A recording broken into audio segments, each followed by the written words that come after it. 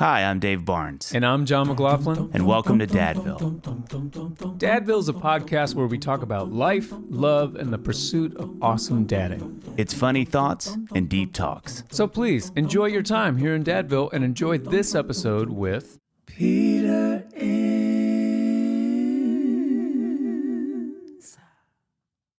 Wish you could become a morning person? You know the type, up before the sun, early morning runs, first one to the office with donuts and a smile. How do they do it? Easy. With the new Galaxy Watch 8, sleep tracking and personalized insights from Samsung Health help you improve so you can wake up to a whole new you. One who, dare I say it, skips the snooze?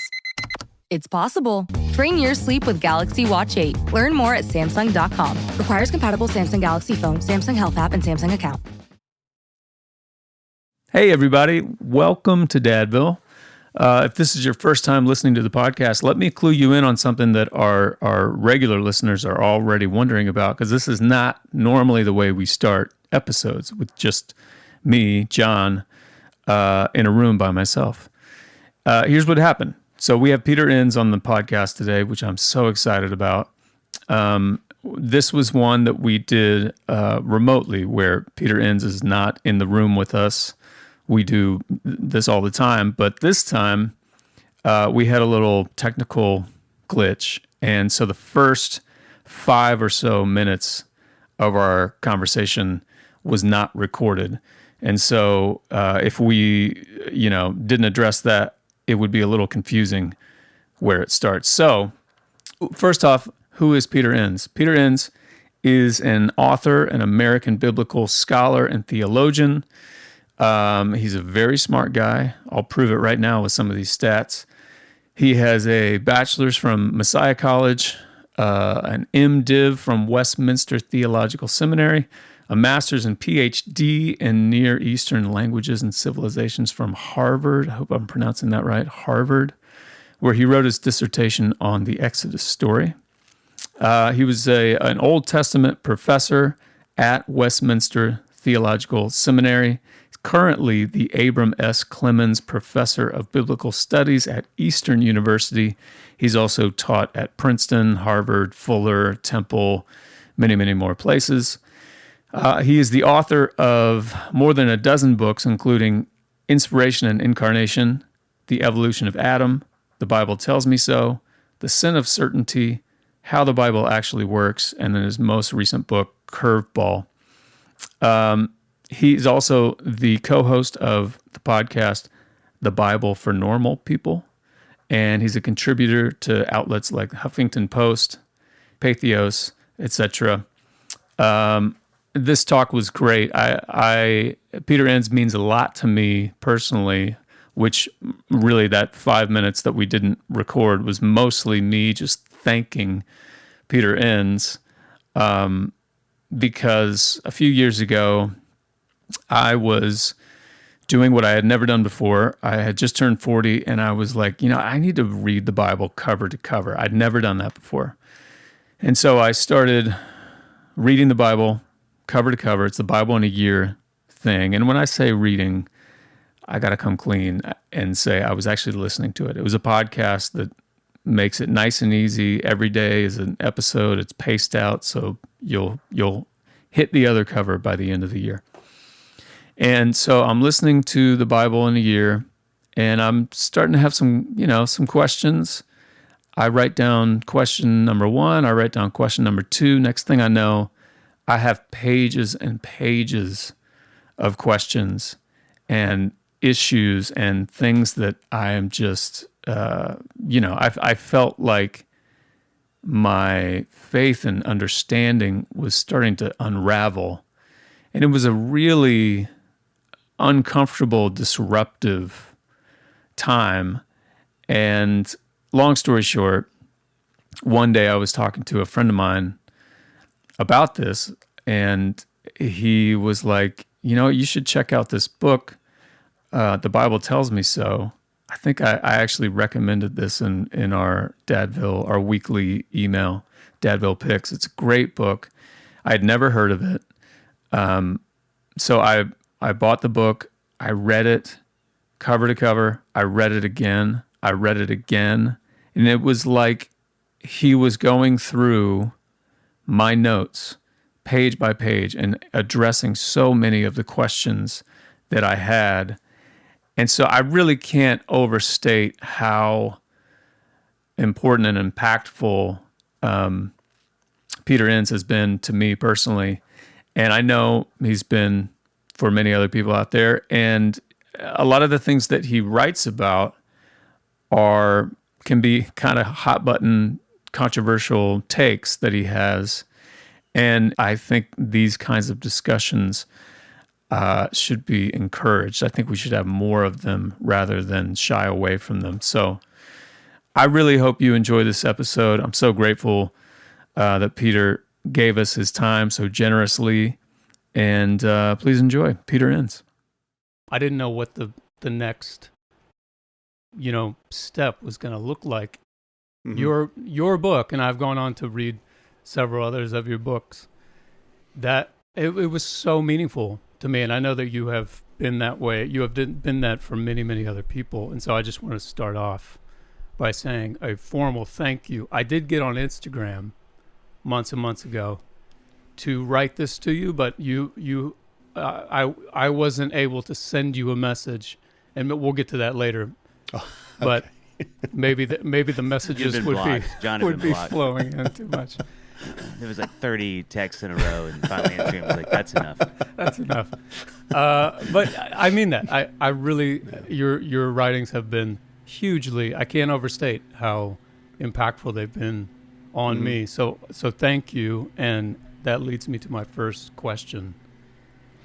Have you had your own version of this in your life where you found yourself in the position that I was in? Yeah. Not quite in the same way. For me, it was more... Okay, so I was teaching at this seminary for 14 years. It's the same seminary I went to, and things went south, and it took me about 3 years before I finally left. And it wasn't because there's something in the Bible that bothered me. I went through graduate school, and I did have these, oh man, kinds of moments, but for me it was more exciting. Right? It was more like, my friends warned me not to believe what you just said, but what you just said makes perfect sense to me. And if it's true, then it's true. And that's all there is to it. So that it wasn't so much that. It was when you step outside of a system that you're a part of, right? And a system that makes sense of all these things. There are answers to them, or there's some things you don't even go near, right? And then you leave it, then all of a sudden you don't have boundaries.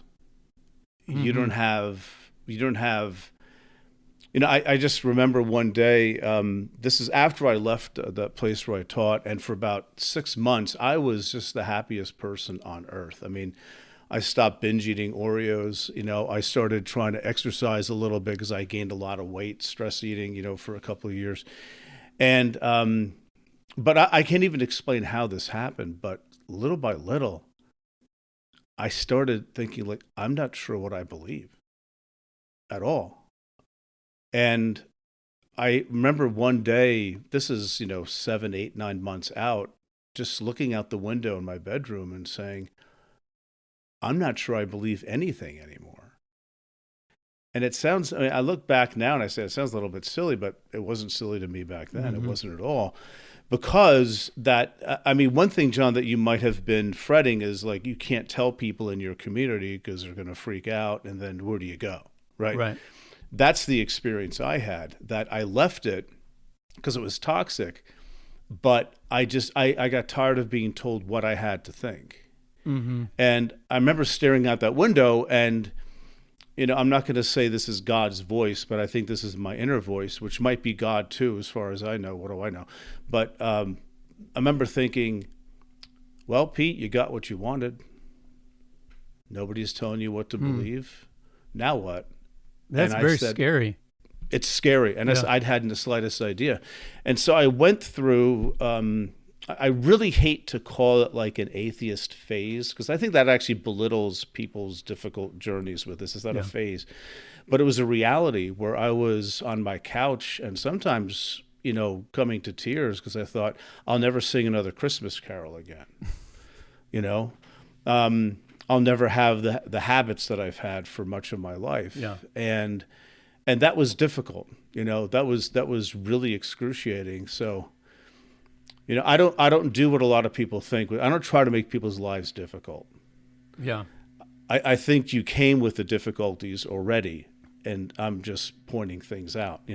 I'm not letting, I'm not opening up a can of worms. That can has been opened.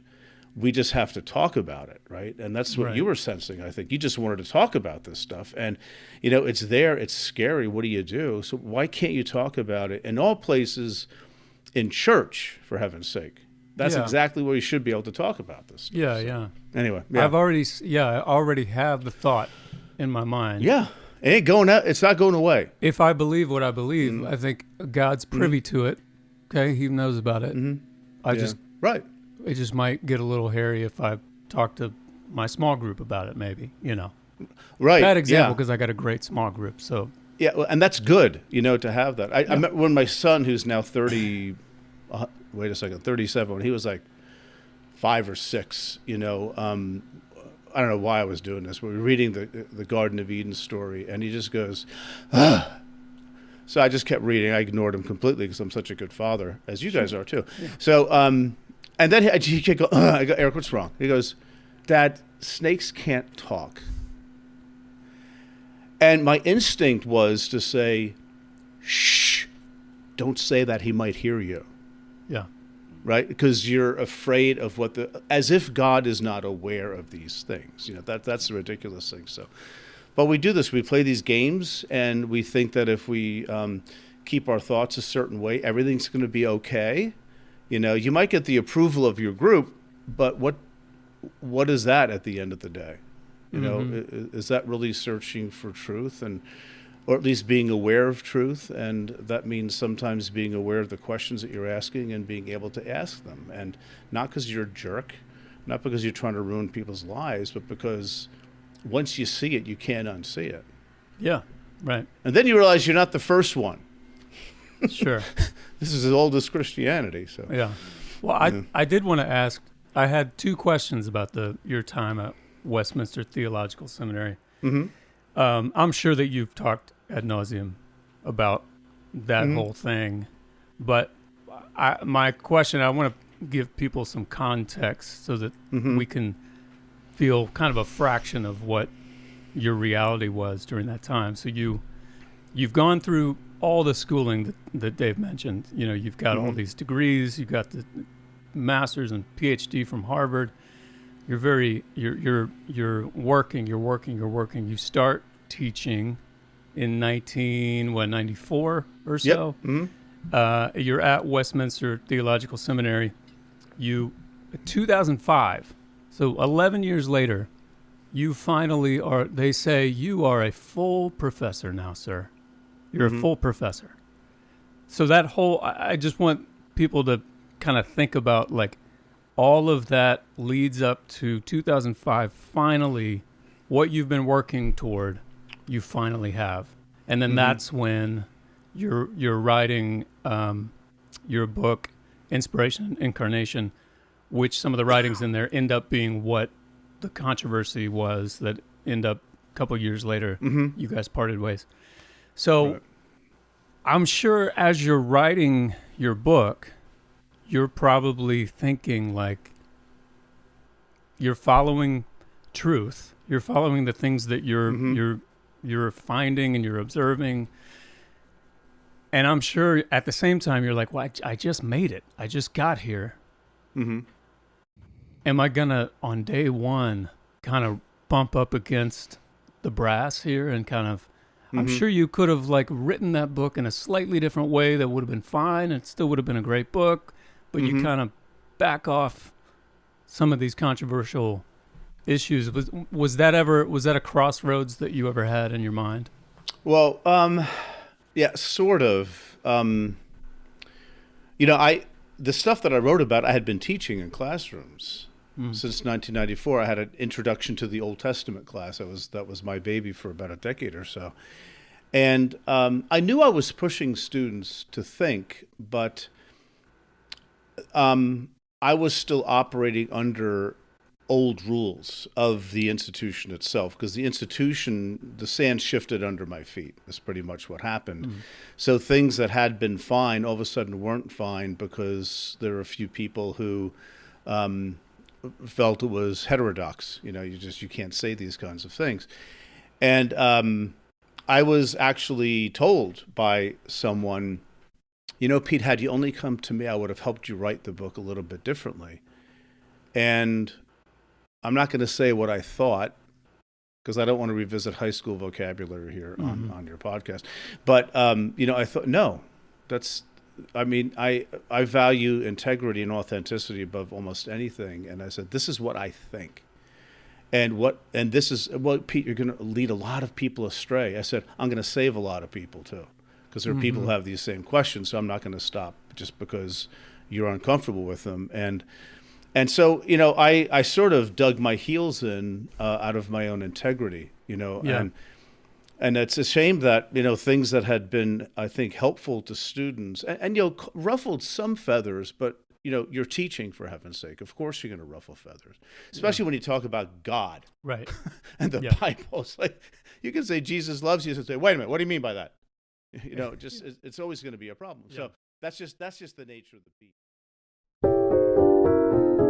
You know what? Our next sponsor has been a lifesaver for me and my family. If you get nauseous, you must get Relief Band. Relief Band is the original anti-nausea wristband that quickly relieves and prevents nausea and vomiting associated with motion sickness, anxiety, migraines, hangovers, morning sickness, chemotherapy, and more. Relief Band is a band you wear on your wrist to give you relief from nausea, and you can change its intensity, strong or weak, depending on how you're feeling. It's 100% drug-free, non-drowsy, works quickly before or after symptoms start, and has 0 side effects. Plus, Relief Band's new Premier Plus model provides advanced nausea relief, includes a digital clock, and utilizes smart skin sensing technology to preserve battery life. And Relief Band isn't magic, silly, it's science. Relief Band's technology was originally developed for hospitals before being sold to consumers.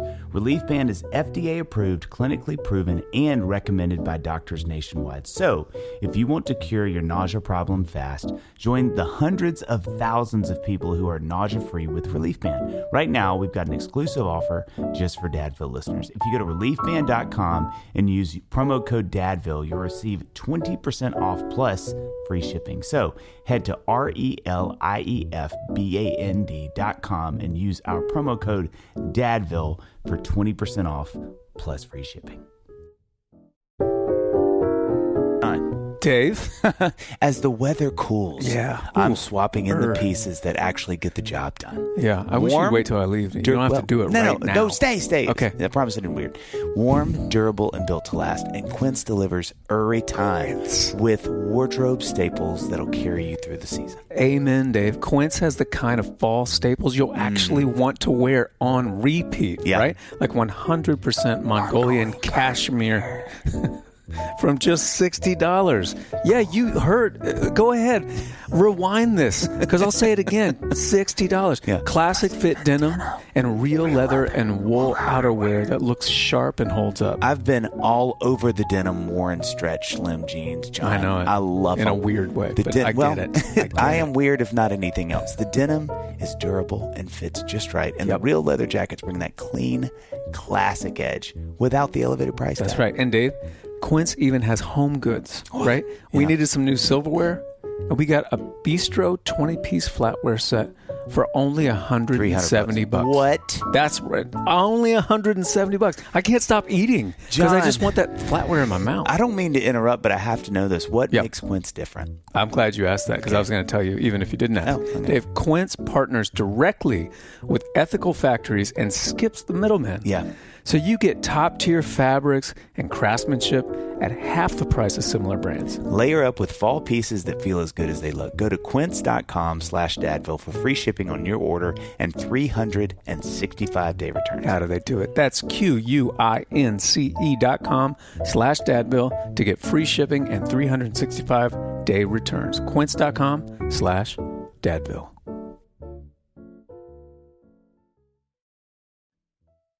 But so at that time, around 2005, I became full professor. That's also the time when we had a very new administration who came in and were much more right-leaning than the previous administration, and that empowered a minority of the faculty to, to be blunt, colluding with board members and things like that, and it sort of went south. And I was the first one to leave, but not the last. There are others who suffered a similar fate. So, in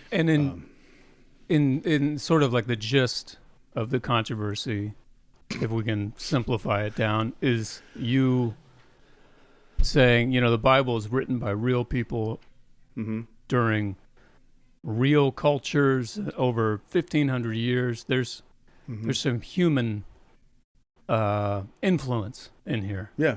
Is that the gist of it? That's the gist of it, but I took it a step further, and this is coming out of my own experiences of things that I thought through ever since I was at Harvard, and because I saw things that I thought were true and accurate historically, but flew up against how the tradition I was a part of thought about the Bible. Right, so that's the whole thing. What do you think the Bible is? Yeah. And for conservatives, not just the Calvinists, but for others, that question is settled. It is the eternal and inerrant Word of God. And my point in this book was, but what about all these other things, and how do you fold that into the discussion?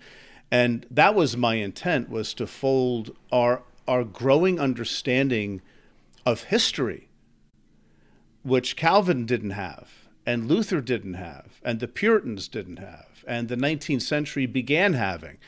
And it's been a war ever since. And my point is that I think we just have a screwed up, I didn't say this in the book, but I think we just have a screwed up vision for what the Bible even is. And I said, studying history affects your understanding of what the Bible is. I didn't say it affects your understanding of certain passages. I said it's much bigger than that. It affects what the Bible is. That was the point. And that was brought up to me. That word is, they cited a passage in the book where that word is was used, and that was it. So that deeply affects a theological system that basically, I mean, not to get real geeky here, but it's like a pyramid, and the foundation is the Bible. And everything is built on top of that, and the very top of it is systematic theology. So if you mess with that foundation, then you're going to run into trouble, right? And that's exactly what I'm doing as a biblical scholar. That's not even a foundation. That's rotting itself, and maybe a pyramid is not a good image. Maybe it's a net where there are nodes that interact with each other, and the whole thing just sort of creates this beautiful thing that's very ancient and very weird, but it is what it is. And our job as Christians is to try to be in conversation with that tradition and express things in ways that make sense to us in the world that we live in. Yeah. By the way, that's not new. That's as old as the Bible itself. Jews and Christians have been doing that for over 2,000 years, saying, yeah, we don't live in Israel anymore, so how do these laws apply to us living, someplace very far away? And they had to get very creative in understanding the Bible. So what the Bible, how it functioned, changed drastically. Yeah. I feel like you have two characteristics, in my view, that you possess that I really appreciate. You have humility, and you seem to have this respect for those who maybe have a different point of view as your own. And for somebody who has dedicated decades of your life to studying the Bible, how do you maintain these characteristics all the while. I would think it might be tough for me if I've got that PhD from Harvard burning a hole in my pocket to Well, maintain, such a humility whilst I'm, being an authority on this stuff. Yeah. Well, that's exactly why. It's because I've learned a lot, and I really came to the conclusion pretty quickly on is like, this is inexhaustible. You'll never wrap your head around history. You'll never wrap your head around all this stuff. And that's a very freeing thought that, I truly, genuinely believe that I don't know everything. That even the things I think I know are probably flawed. But I have some good ideas too, right? And so if I don't listen to other people who I disagree with and who disagree with me, I'm going to be as bad as the seminary that pushed me out. Yeah. So I don't want to do that. And I'm happy to disagree with people and them with me.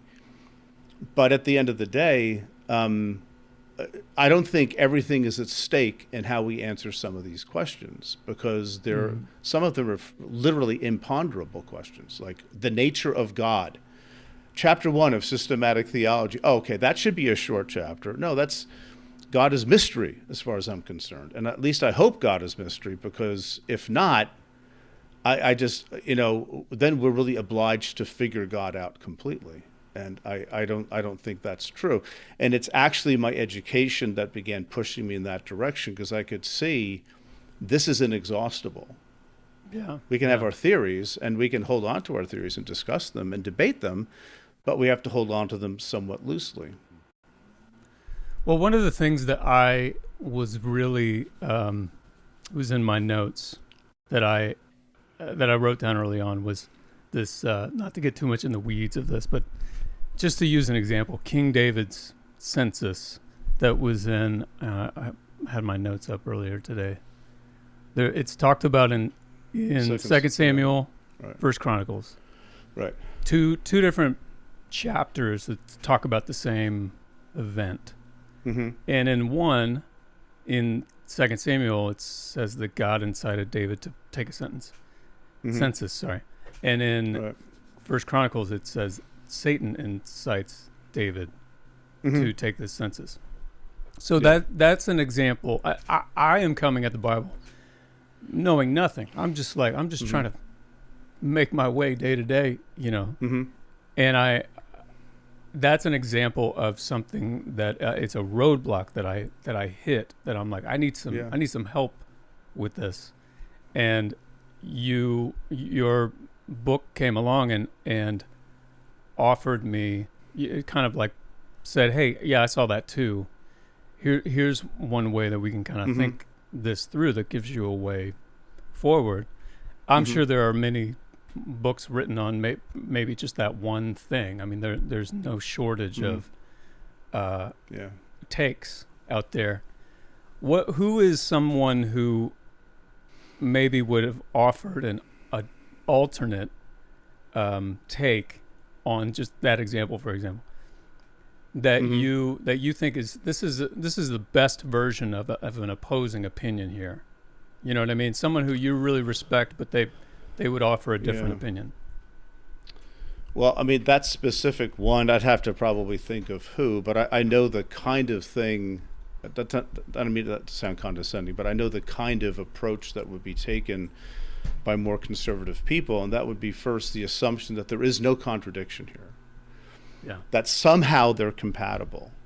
And here's how I can try to create a compatibility between these passages. And I know I can't prove that argument is true, but it's possibly true, right?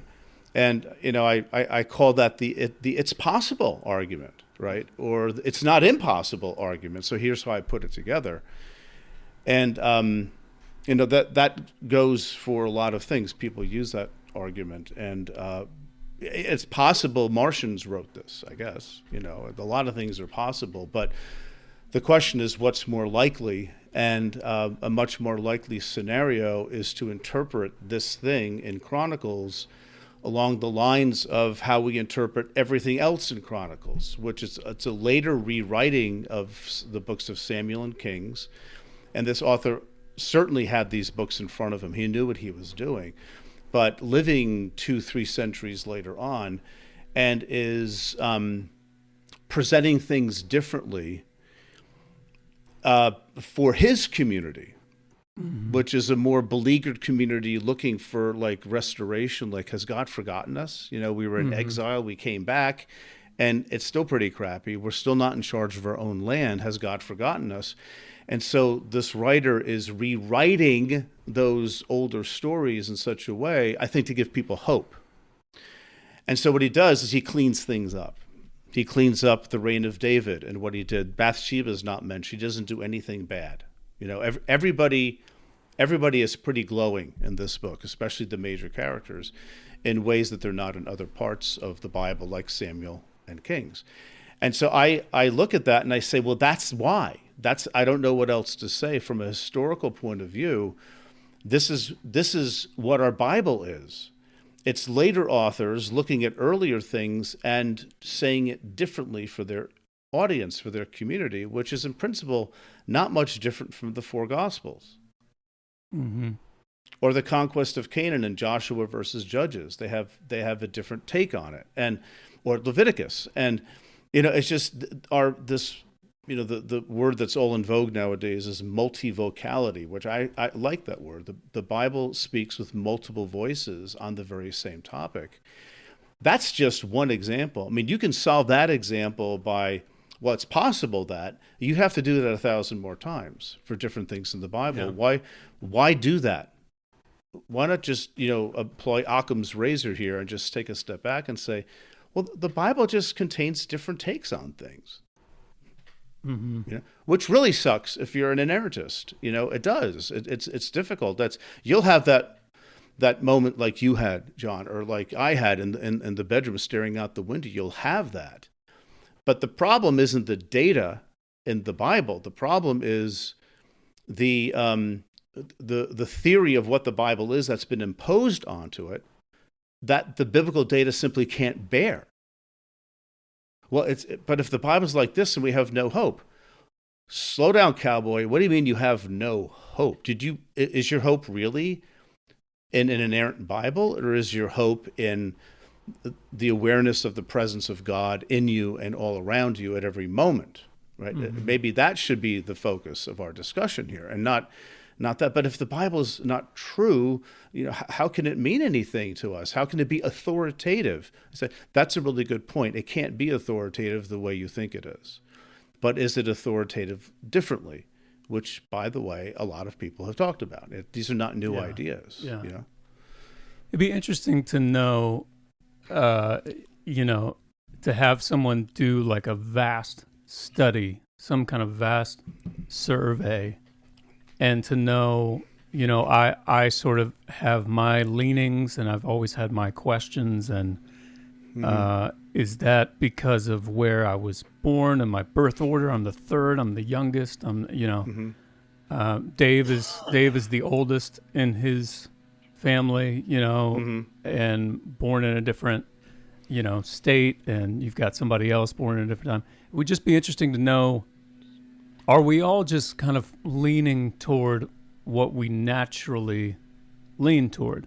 I mean, I came across your books and your Substack and your accounts and your videos that you put up, and I'm drawn to them. There is partly because of the ideas, partly because of your delivery, all that kind of stuff. But there are other people out there saying different things in a different way that someone else might just be drawn to them, which is fine. It would just be interesting to know, is there some kind of through line? Why do I so clearly see this, what you're describing, as a relief and as a, like, yes, okay, that makes sense to me. Yeah. But it's very triggering, and can have the opposite effect for a lot of other people. Well, it probably would have been triggering to you at some point. Probably past, so, yeah. Right. So, but I do think it has to do with human temperament. Some people are just wired differently. I think somebody told me once, one of my colleagues at Eastern said that statistically 10% of the human population is incapable of true abstract thought. Like, well, what if? I mean, like, yeah, they're all in my life. That's what I like. I think I dated sometimes. a couple of those girls in middle school. Yeah, and that, again, that's not a slam on people, but I've talked to people where they can't really track with things like, well, what if you look at it from a different perspective? Well, Like, especially when it comes to the Bible. right. Yeah. Because many people have been, see, I think this is both temperament, but it's also something that's, I think, nurtured in people to, I teach college students and I see it all the time. And there are some who come from very conservative backgrounds and they feel that they just need some things tweaked a little bit and then they'll be fine. And they're great kids, right? They're wonderful people, but I can see where the energy comes from, and others haven't been raised that way. So I think a lot has to do with just our homes, the churches where we've gone to. It's really hard to listen to preaching and teaching for 10, 15 years that says things like, those people that say X, Y, and Z, they are the mouthpiece of Satan. Literally, they say that. I mean, I've been called Satan so many times. I should, just I had $1 for each time. I wouldn't have to work. Change your name on your driver's license. I probably would have to do that, And it's a shame, that. And I sometimes respond on social media. So I say things like, "So what you're saying, you just disagree with me." Why does it have to go all nuclear right away? It doesn't have to go there. But and I know why they're saying it. It's not just coming out of nowhere. That's how they've been trained to think, that if you disagree on any one point, in fact, their entire system falls apart. And we can't have that, can we? Mm-hmm. And they don't do it out of intellectual arrogance. They do it out of, I think, an emotional need. And that's not a slight either. We all have emotional needs, Mm-hmm. And John, yours right now is like you want to understand, and you want to seek truth, and you're looking for new paradigms, new models, new ways of thinking. But you had to get there too. And I think those people, many of them can get to that point, which is why I try not to force these things on people when they're not ready. It's different on social media, it's different in books, but just in personal conversation, I don't. Students say to me, they're seniors, and they say, thanks for all your teaching, blah, blah, blah. I just can't get on board with evolution. Mm-hmm. And I say, then don't. Then keep thinking about it. There's no pressure for me. Like, God's not up there twiddling his thumbs, waiting for you to make up your mind. You might have to think through this a little bit. And, it's okay to not know and to think through it. Yeah. Isn't it? I hope it is. Well, and I do feel like, I don't think that you can write anything about the Bible or post anything about the Bible without somebody saying that you're being a heretic somewhere. Oh, yeah. Mm-hmm. It's part and parcel with doing it. Right. And I do feel like I do wish that there was a little more, I listened to the Bema podcast over the years, has been a great podcast for me. This guy, Marty Solomon, he talks a lot about one theme that he talks about through all the episodes is the difference between our Western paradigm and sort of the more Eastern paradigm that the Bible was written in. Right. And he talks about how debate was just in the water back in Jesus's day. You would talk about the scripture. Somebody would read the scripture and then you would talk about it. You would debate it. And he talks about turning the gem. You would, like, if you have a gem in your hand, like GEM, and you turn it and you see the light, from this angle, the light hits it this way, and you can kind of talk about what you're observing there. And then someone else turns it this way, and then you talk about, oh, well, it's slightly different this way. Here's a different point of view. And I can totally understand how someone would not like that when it comes to the Bible and with Scripture. And I'm someone who I'm not even versed enough to really jump in the conversation, really. But when I have these questions, I have these observations from going through and after 40 years, finally kind of reading the Bible. I'm like, well, I kind of wish this was a little more baked into our culture here, because Mm-hmm. I feel like it's not, and I feel like I can't really bring it up, and I can't be the only one feeling this way. Yeah, we don't have that culture of debate, and the biggest. It's not going to Harvard; it's having Jewish professors, which I could have had at other places too. But James Kugel and John Levinson were two of my professors. I had them for most of my classes, and I learned to see how Jews approach things differently without them even teaching it. I just saw it. And I was at a conference once where James Kugel was speaking, and a conference of all Jewish scholars, there were very few Gentiles in there. I was one of them.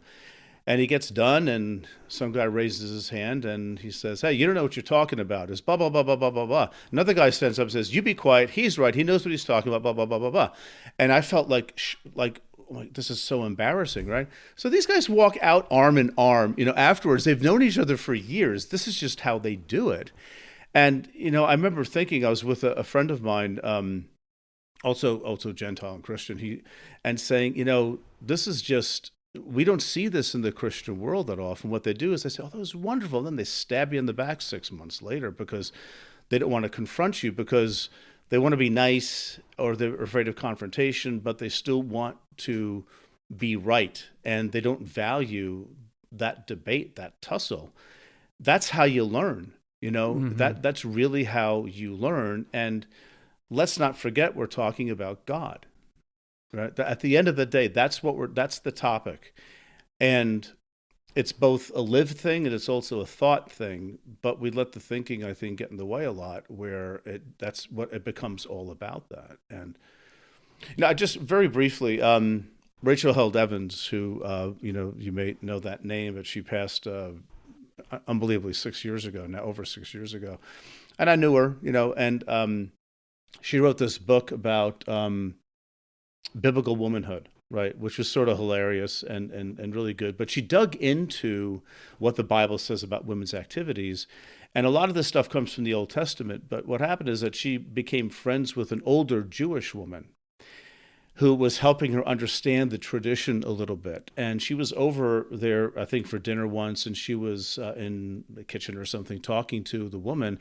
And there are a number of men, Jewish men, sitting around a table arguing loudly about the interpretation of Torah. And Rachel said to this woman, she said, "Does it ever bother you? Does it ever get to be too much?" And she said, "Are you kidding? Look at what they're doing. They're sitting around a table talking about Torah and debating it." This is a bit simplistic, but that's the Jewish way. And I think Christianity has lost that over the last few hundred years, where it becomes, again, not to get nerdy here, but John Calvin, I respect him, but I also disagree with a lot of what he said. But he was one of the instrumental people who said the Bible has one and only one meaning. And if you seek deeper allegorical meanings, that's satanic influence. You just threw 1,500 years of the church under the bus, because that's what they did. They saw different levels of meaning, and they weren't all hung up on what is the one interpretation of this passage. And if you know the Greek and you know the Hebrew and you look at the history and you understand, you know the meaning. And as history has gone on, it's much more complicated than that, because language is slippery. We don't really know history the way we think we do. And there's never this rock bottom that you hit with, and now we have the foundation for the one true meaning of Scripture. It never works that way. It never will work that way. Mm-hmm. And, coming to that realization is very, very freeing. And I tell my students, and speaking in churches and stuff, I said, we have to be, it would be good for us to be mindful of Judaism and the tradition of Judaism, which not only allows for, but expects differences of opinion. Mm-hmm. But we can't. We have different denominations that pop up, and each one is right. Yeah. Well, it seems like you're in a lot of your books, maybe up until your most recent book, Curveball. Mm-hmm. Correct me if I'm wrong on this. Curveball is more. That's where you get a little more personal. Right. It's a little more memoir-esque. In all the other books, you're writing from more of an academic perspective, which I would imagine would require you to somewhat remove yourself from what you're writing. You're not offering anecdotes and opinions left and right. That's not necessarily what the the books are. How do you? What does that process look like for you? How do you keep yourself sort of in check on the sideline? And then what was it like writing Curveball, where maybe that rule is gone and you're all well in? yeah I appreciate the question, and the truth of the matter though is that all my books are me journaling. I just don't say it. I'm always trying to, when I wrote The Bible Tells Me So, it was years of things that I've wanted to put down in writing, and I finally did, and that felt cathartic to do so. So I think it's fair to say that, I have The Bible Tells Me So, then followed by The Sin of Certainty, which I do have I talk about my life and struggles and how you don't have to be certain. That's not the heart of the Christian life. It's trying to trust God. It's not knowing everything, Then how the Bible actually works. I sort of came back more to a Bible-themed book. And then with Curveball, I really made a deliberate decision to say, I'm really interested in big questions too. I love the Bible, but ultimately that's not where the big questions are. I think, it's like, what is the nature of reality? What do we mean when we say God? All those kinds of questions. And those are the things I think about more often than anything, and a lot because of science and because of what we know about history and things like that. So it was personal, maybe just more overtly so than some of the other books. Yeah. Inspiration Incarnation wasn't as personal. That's slightly more academic, but still hopefully readably academic. But that's the one I said, I have a thesis, this is how I think the Bible works, I want people to see what I think. Right, yeah. But the other ones were just putting pieces together.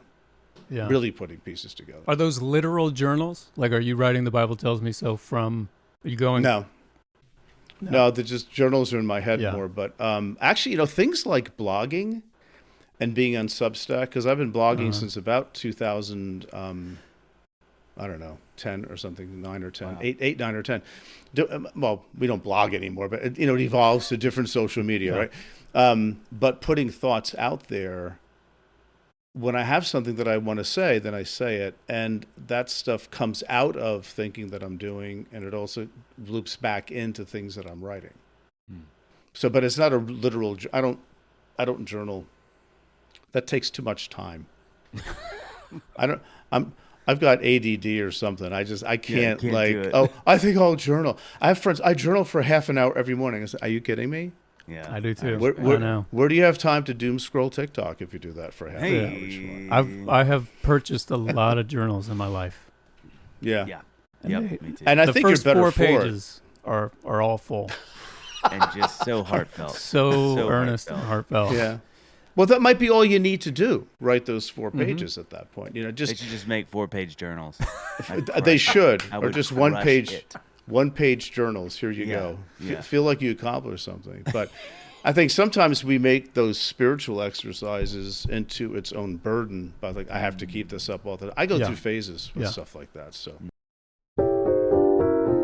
It just feels good to laugh, doesn't it, John? But I'll tell you what I've noticed as I get older. Okay. I have more and more trouble quieting my mind at night. Yeah. Like I'm trying to go to sleep, but I can't stop thinking about my to-do list, my errands, everything I need to get done. Listen, let me tell you what will help. Please do. Okay, some amazing sheets from Boll and Branch. All right, they help you truly unwind. Hey, listen to my voice right now. This is because I've been sleeping on their sheets.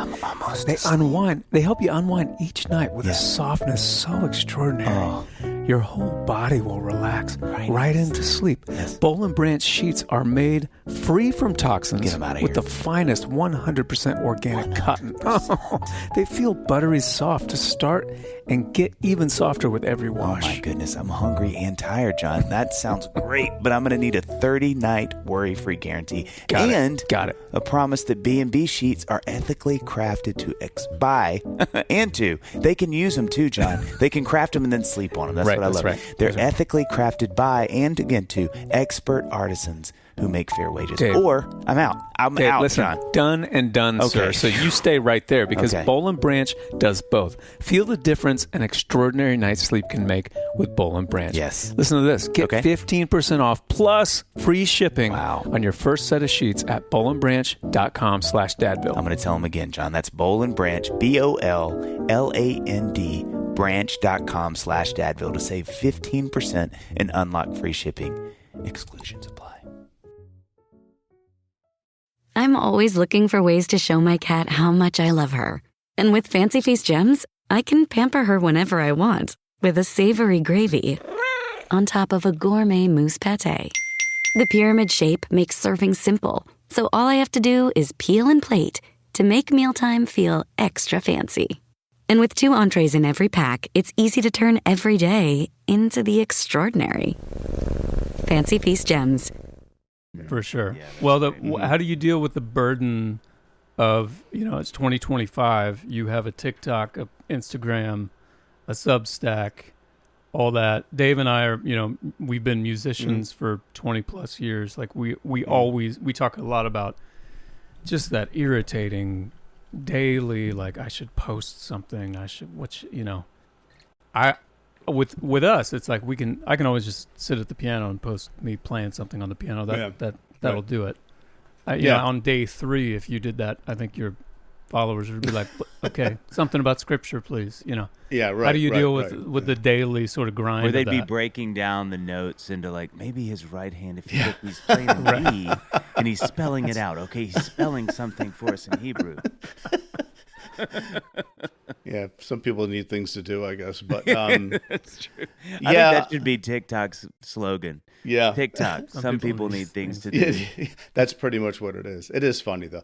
I actually learned things from TikTok. There's smart people on there. It's fun to do that. So, but I guess how do I deal with maybe the pressure or the responsibility of having to put things out on a regular basis? Yeah. I do have somebody who helps me with social media, which is nice. I do create things, but then they can make something nicer out of it. I don't mind recording a thought that I have for 5 minutes and giving it to somebody else and say, put this someplace. Yeah. That's not tedious for me because I talk all the time anyway. I might as well just talk into my phone. Right. So, but yeah, I sometimes feel like, boy, I haven't put anything fresh on Substack for a week. And then I feel guilty about not doing that. And I try not to feel guilty. That's the way that it is. Otherwise that becomes the master. And I don't want that to happen either, which is so easy with all of this stuff, And the older you get, you just don't give a crap anymore either. It's just like, whatever, leave it to the young kids to do their stuff out there. But when I have something to say, when I've learned to keep with me something to write on or have my phone where I can open up the notes app or something like that. Because some of my clearest thinking comes when I'm not sitting there thinking, what can I say on social media now? Yeah. It's just something it's authentic. I've really been thinking about it. And then I speak it into my phone and then I flesh it out like, let's make this a little bit nicer. That whole process takes me 10 minutes. And then I put it on Substack as a note, and I like Substack for that, and you don't get attacked quite as quickly as you do on Facebook. Although you do, I've got some people who subscribe for the sole reason. Sure. So how do you deal with correcting all that whole side? I mean, your Substack today was interesting.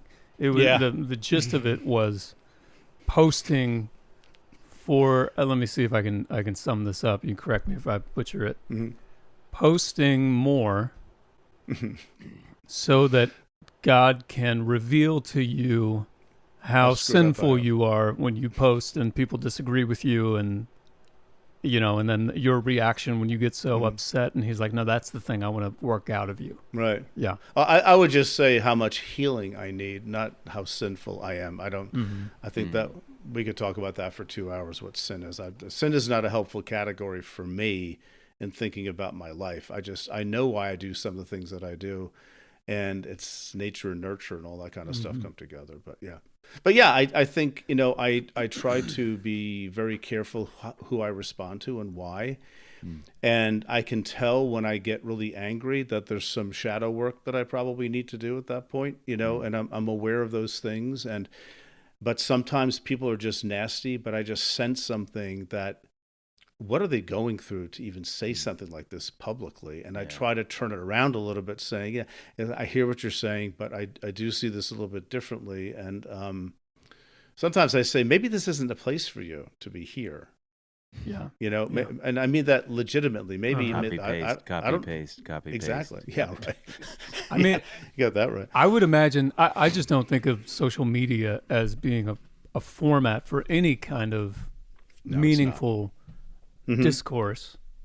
But would I be surprised? Does it? Have you seen examples where you're like, well, we actually kind of got someplace there? Every once in a while it happens, depends on who. And I do say I've learned things from people who have commented on various social medias. It's not super, super often, but it's still on a fairly regular basis. I can't quantify it, but what I mean, I think the way a lot of people use social media, and I'm one of those people, is that I'm actually trying to drive traffic someplace else. I mean, whether it's to a book that I've written or a longer format thing that I've done, or to the Bible for Normal People to come over and to look at the podcast and the classes that we have and things like that, where there's actually a virtual community of people, and I sometimes suggest that to people. Say, you might actually benefit from this thing that's happening over there. And there aren't too many things like that out there, frankly, that, just not that we're special. It's got to be an interesting thing to be a theologian in 2025 with social media being what it is. It's like for so long, people could write books and, do their lectures, and it sort of just lived in its own space and time. And the critique of these things, came in the appropriate ways for the times. And now You had to write a letter. Yeah. Or send, a had to find horse, a your stamp. child and a letter and a horse to the barn for them to, but it's just got to be interesting to do what you do now, because like you said, there's just immediate response. There's, there's not sort of the safety to do something, put it out, let it sort of be its own thing. Everybody has access to the creator of that thing now, where they can really just kind of come at it. And I mean, that's always been the case, but not, not as easily. Not as quickly. I mean, to email you directly. Yeah. I've had my share of corrective emails in my life, and but I think the democratization of knowledge, so to speak, is an interesting thing. And people don't misunderstand me when I say something like, I'm very glad that I went through school long before social media, because I don't know what I would have said online either. Yeah. And a lot of young people who go to church and they hear some things and they feel that I'm now a theologian. I'm going to tell people exactly what they should be thinking. The theobro phenomenon. And also the hard left. It's the same thing as far as I'm concerned. The extremely voiced opinions that are non-negotiable. I mean, I'm afraid to weigh in on certain things online that I'd like to talk about. I'm not an idiot, because people, you get one syllable out of place, and people will try to end you. Not that I'm terribly concerned about that, but it's not worth it. And the devaluing of education. I don't need education. I've got the Spirit. Okay. Well, I have the Spirit too, and I have an education. So what are we going to do about this? So I think it's the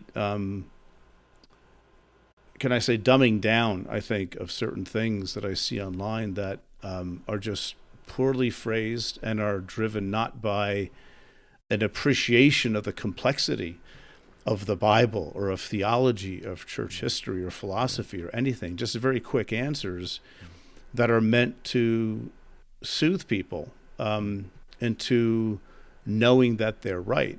And that's, the evangelical fundamentalist project. It really is. It's an intellectual project.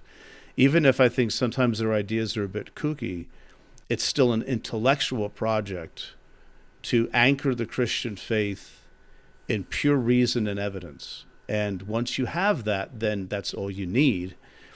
And that's not going to happen. And in fact, the more we know, the more, let's say, the facts of science or history or whatever, they don't always support things that people have believed. And that's the pressure of the modern period. And what many people say is that we might need to rethink some things. Yeah, there's one theologian I read when I was writing Curveball, and I use this phrase in the book a few times, but he says, what we need is a third millennium theology. The first millennium, nobody does that anymore. The second millennium, though, was marked by, you could think of God as a watchmaker. You could think of God as creating order in the universe, and everything is ordered and as it should be. But the more we learn about the quantum realm, there's maybe chaos, there's indeterminacy, there is, quantum entanglement. Time is an illusion. Space bends, time bends. What the heck are we doing? What is this all about? And so you need language to talk about God that doesn't say things like God is up there looking down and God is ordering all things, like the Westminster Confession of Faith says, everything is ordered by God the way it should be. And you start talking about how God has ordered, that tsunami or the kidnapping of your child or the death of a young mother, who's pregnant with one child and has, two there. There has to be another way to talk about God. And I think actually the creation is yelling at us to think differently. And, but people are resistant. We're living in this paradigm shift time, I think, and which has been going on for 100 years or so. There's no end in sight, as far as I'm concerned. But willingness to change how we even talk about God and faith and Jesus and what it means to be human, all those kinds of things. The ground has shifted, and the church, as always, as per usual, is a few centuries behind. So you have 3 adult kids. Mm-hmm. What was it like, as we've explained over the last, 50 minutes, you are someone who acknowledges the complexities, the nuances, the mystery of our faith. What was that like raising 3 kids? I have 2 daughters. Dave has 3 kids. Mm-hmm. Anyone who is a believer and a parent, or if you're not a believer and you have kids, you have to decide how you're going to explain the world to your children. So right. I have had to decide. Okay, I have what I grew up with, some of the explanations that I got in Sunday school. I like this one. I'm not sure about this one. I'm definitely not going to say that one to my kid. Right. Mm-hmm. It's tricky because as an adult, you have maybe come to some conclusions that I'm like, I don't know if I can convey that to my 7-year-old right now. Yeah. What was that? Yeah. What was that like? If you can, sum up, raising 3 children in a few sentences. Yeah, well, it's pretty boring, actually. And one of my regrets, I was actually talking to one of my kids about this not long ago. One of my regrets is not being self-aware enough as they were young to create a culture in the house of questioning, of, not that we squashed questions, but like I told you that story about my son, like, don't say that. Yeah, God might hear you. I didn't say that. I wanted to say it. I actually told him, well, if you think snakes can't talk, why don't you tell God that? And that was sort of one of the few bright moments in my child rearing, I think. And I think I'm a better grandfather than I was a father in that respect, because I didn't have the space yet. Those things didn't really start happening to me, not in my 30s, but in my 40s.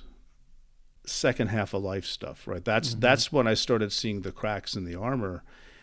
And I'm glad I accepted that invitation, really. Richard Rohr talks about the second half of life and how important that is. And you can do one of two ways. You can let go of those old certainties and be curious and venture forth, or you can become a grumpy old man who just says, "Get off my grass" all the time. Because grass. Yeah, exactly. Or any grass, literally your lawn, right? But I was thinking of Clint Eastwood in that movie, El Dorado, I think, was it? That's anyway. But looking at kids like this.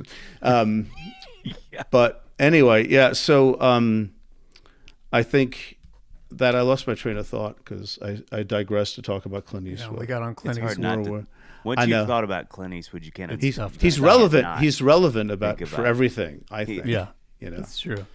I know. So anyway. So I've got one more question that, and then we like to end with a speed round. Oh gosh. Okay. We will talk a little bit about baseball. So okay. Yay. Yay. This is. I hesitated to even put this in here because it's one of those just giant questions that you're like, what is God, Dr. Pete? But one of the things that I always think about that I just can't understand. One of my first questions for God, whenever I get into that afterlife, is why is faith so important? Why is this the setup? We have this sort of interesting sort of balance. I don't know if it's a balance. It's like, as believers, faith is everything. And then when you read scripture, Jesus says to Thomas, you've seen and now you believe. Blessed are those who believe and they haven't seen, Right. And the older I get, I'm like, I get it. All those people who don't believe, I get it, So faith is so important, yet, and I don't know if yet's the right word that I said right there. And at the same time, we always are looking for proof. Right. Which seems to be kind of going against faith. Maybe like if I imagine some finite bowl, and then like the more water you put in, the oil goes out. It's maybe not my best analogy, but you got faith and you've got certainty. The more proof you have, the more certainty you have, and then you're losing some faith. But we're always looking for certainty. Anyway, this is just a window into my own mind and what's happening back there. And what I want to ask God whenever I get there is, why is faith so important? Why is there mystery? Why is there a need for faith? Yeah. I think that's a great question. I really do. And I guess we all have different ways of approaching that. I think for me, the older I get and the more I think about these things and actually live with these questions and thoughts, because I ain't getting any younger.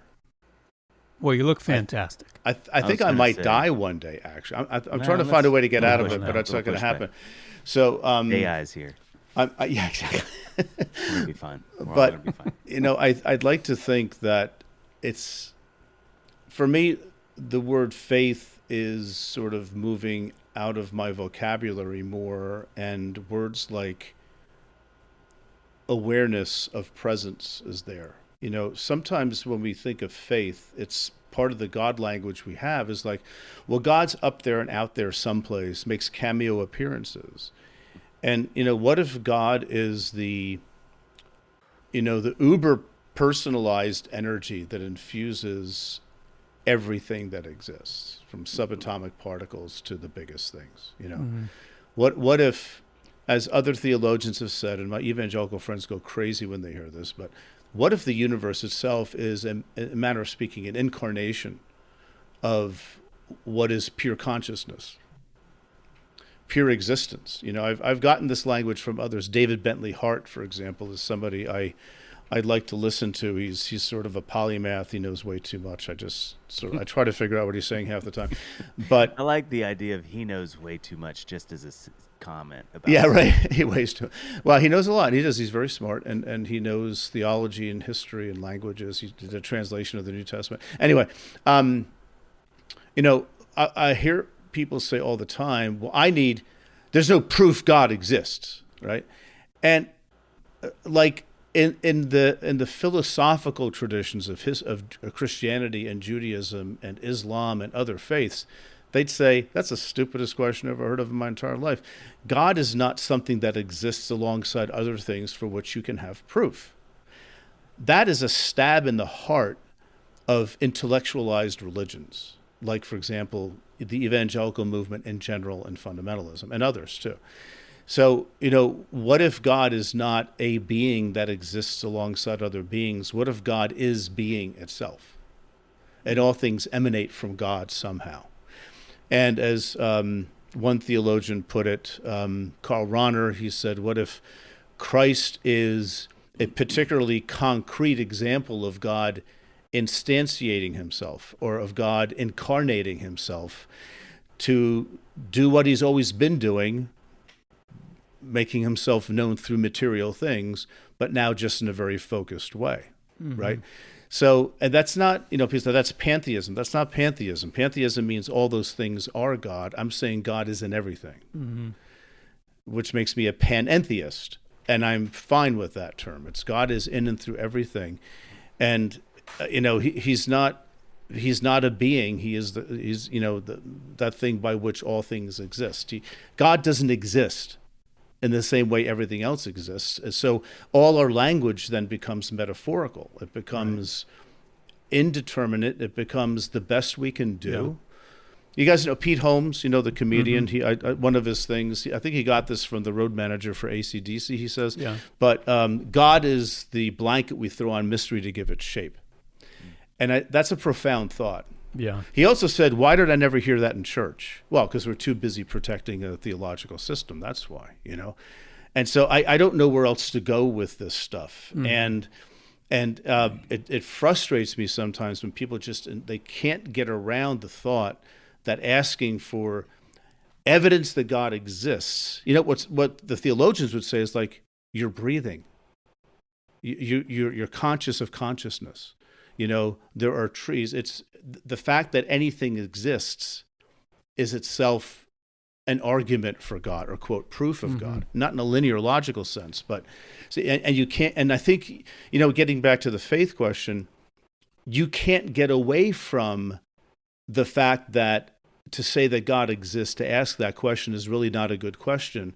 So you're driven to something else, which is trusting in that. And trying to live into that. And that's faith. It's not knowing that God exists by these 3 or 4 arguments. It's living in such a way that God is actually real and present. And the more you do that, well, the more you see it, I guess. I just wish I had started this in my 20s, not in my 40s or 50s, Yeah. So faith is what it is. I mean, faith is a word that is also misunderstood. Faith doesn't mean understanding things. Faith is, in the Sin of Certainty, I talk about this a lot, that faith is really a trust word.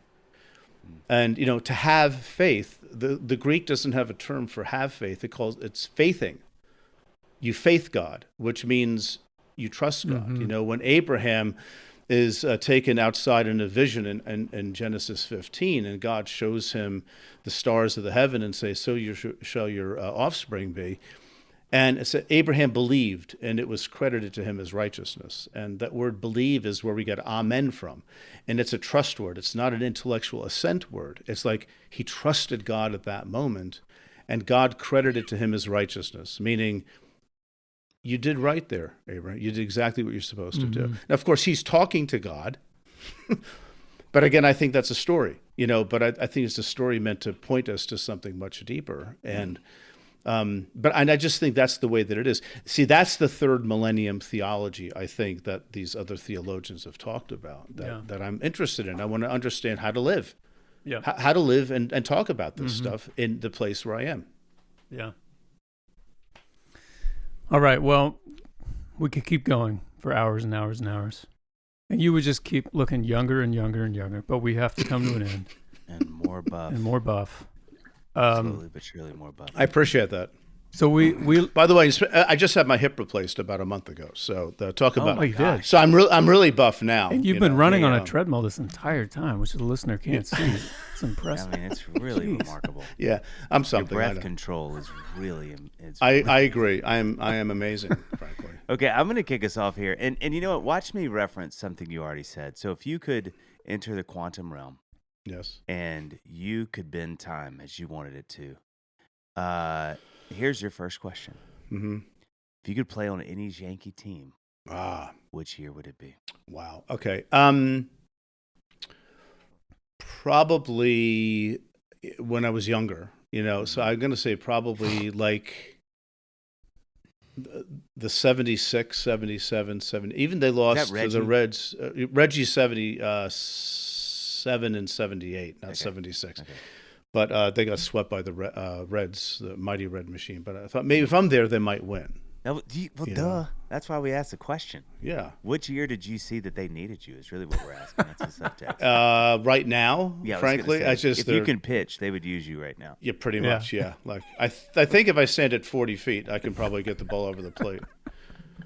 So underarm it, just just whatever. Which is better than I think what they're doing right now, some of them. So, All right. Yeah. Speed round question number 2. Who's your favorite Mets player? That's a tough one. See, did you see what we did there? Yeah, that's fine. Yeah. I can handle that. Who's your favorite enemy? Not really. I never hated the Mets. Okay. Partly it's from living in Philadelphia for about the last 30 years, where they hate the Mets, so I can't hate the Mets because I hate the Phillies. Yeah. It's complicated. Anyway, is the neighbor of my friend? Yeah, exactly right. Yeah, but I think maybe Ed Kranepool. Whoa. Who played first base. I want to tell you why. Because I met him once. This is after college. I went to a tryout camp that he ran, and I met him, and I talked to him a little bit, and he told me some nice things about my pitching. So I would like. So I like him, but he's a big guy. He was sort of tall, a little hefty, more than muscular, but. The guy was a major league. Here's the Yankees fan talking now. I know he was a major league first baseman. I can't argue with that. Yeah. But there are others of that early '70s, late '60s, early '70s era that I could pick on. Tommy Agee, Nolan Ryan. Yeah. Mm-hmm. So I know nothing about baseball, so Nolan Ryan is the first name I recognize. John's going to agree with you no matter what you say. Okay, good. Okay, so here's a fun one we like to ask. If you could have dinner with 4 people dead or alive, who would it be? Oh, for heaven's sake. I know, you knew it was coming. Is it a speed round if you don't ask that question? It's really the question. I know. Okay, so I'm going to show how just myopic my life is. But, I love this. Bernie Williams, whom John doesn't know. Of course. Yeah. I'm just nodding along. Yeah. I'd have Bernie Williams there. Yeah. I would have, Phil Keaggy. Okay. I grew up listening to him. Yeah, I love Phil. I still do. I mean, Phil Keaggy's an amazing guitarist and a gentle soul, and probably has never had a harsh word in his life. Yeah. So that's 2. Which just means he isn't online. Yeah, right, exactly right. Because he's too smart for that stuff. But now he is a little bit. He pushes his music online, but see, here's the thing. I'm sort of an introvert. I can't make small talk over dinner. So the more people, the better. Yeah. You're saying. So these people are alive, you're saying, right? Okay. No, or dead. Or dead? I mean, they would be alive at the dinner if you want them to be. Okay, that's good. They would just be I guess it's in up a casket to you. or something. So I think if we could get over the language barrier, maybe Paul, and McCartney. His accent is deep. I know. It's a deep Liverpool. Well, actually, the thing is that I should be careful because the thing is, I am a huge Beatles fan. They're my favorite group ever, and the more I listen to their music, the more I realize there's stuff going on there that's not like just. They use weird chords. Like that's not an A minor. I think it's. If you want to fill the rest of your day, you reach the right guy. Dave Barnes is an expert I would love to but talk I'm an with you at enthusiast. some future time about that. Yeah. You know, because I've got I play more little thoughts. guitar, and I mean a little guitar, not a lot. But Like a I mandolin. wanted to be a Beatle. When actually no, I have. What you got there? It's wooden. That's good. D18. It's a Morton. Oh, nice. Yeah. Yeah. I bought that for my 64th birthday because I've always wanted one. It's my Beatles' birthday. I tell people. Oh, I'm 64, nice. right? So There you go. anyway, That's but good. That's but I would actually love to have. And Paul McCartney and Phil Keaggy was a huge fan of Paul McCartney Oh, yeah. too. So Yeah, so yeah. let's take Paul the Apostle out of this for a minute. Ooh, So yeah, I'm going to put it. put Paul McCartney in. And if we're talking about Beatles, I'd love to talk with George Harrison too.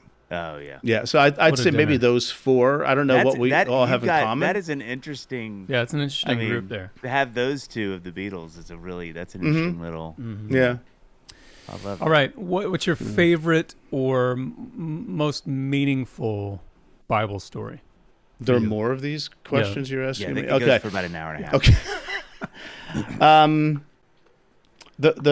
The one that has come to mind is the parable of the lost son, because the son comes back in a half-assed fashion, if I might say. He's not truly repentant. He's like, I'm hungry.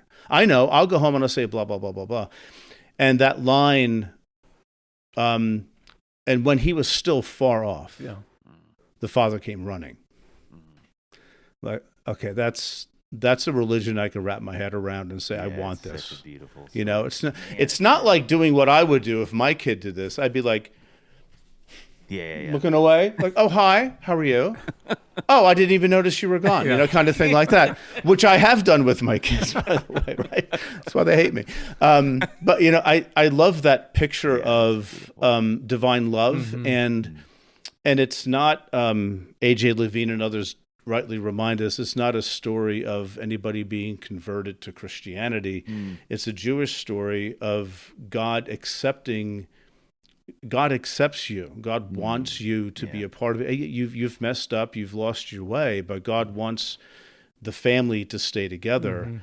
And in Christianity, that's just expanded, you know. But it's not like nobody's being converted in that story, but it's you're actually inside and being reminded of how precious you are, even though you've just completely screwed up. Yeah.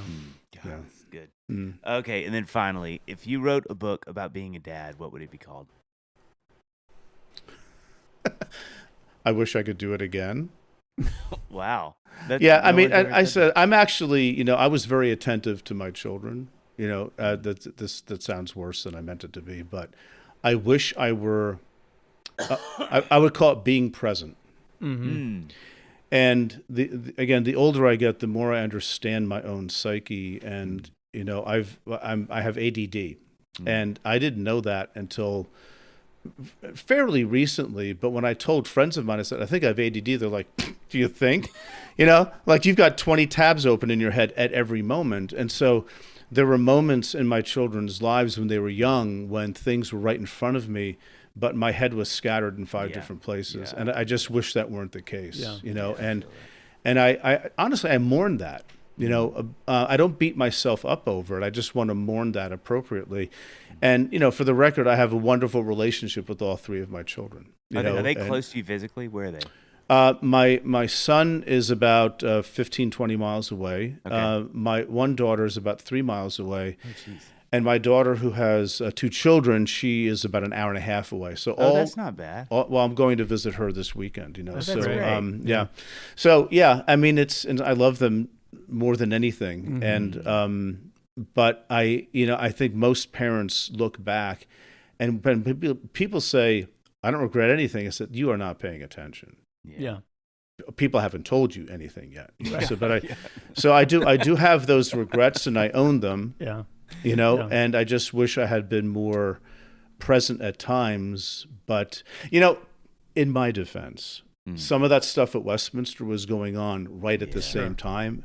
And it was really in fight or flight mode. Yeah. You know, and it was sort of difficult sometimes. But That's a hard way to live, much less parent.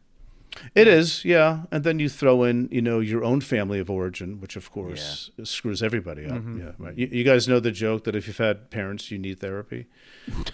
Right. That's true. It's true because our parents, whatever they're trying to do, we're getting all the crap downloaded because that's what we see as our kids, you know. So, so all that's part of life, you know, and that's why, I mean, not, you know, we have to stop this thing, but that's why, you know, when I think of like sin, it's like sin does not begin to describe the dynamic that I'm getting at, you know, and that's why Thomas Keating, who's a Roman Catholic, he's dead now, but a contemplative kind of writer, he talks about God as the divine therapist. And people say, oh, that's like wishy-washy woke stuff. I said, have you been in therapy ever? Do you know what happens to you in therapy? Yeah. Your soul gets exposed and you see all the crap. And that's something that God is interested in, you know, and that kind of, I believe that, and that kind of healing. But to do that, you have to be honest and authentic and actually be looking for it. Yeah. Which is hard sometimes. Yeah. There you go. Well, Dr. Peter Enns, thank you so much for coming on Dadville. Are you guys going to send me that check we talked about? Yeah. So it should be a little complicated. Venmo me. I don't know if Venmo can handle that much, but that's okay. We'll just call me later. It's 911-2797. We'll get that to you as soon as we can. Yeah. Thanks for coming on, Pete. Yeah. Thank you, sir. Yeah. Great time, guys. Thanks for having me. See ya.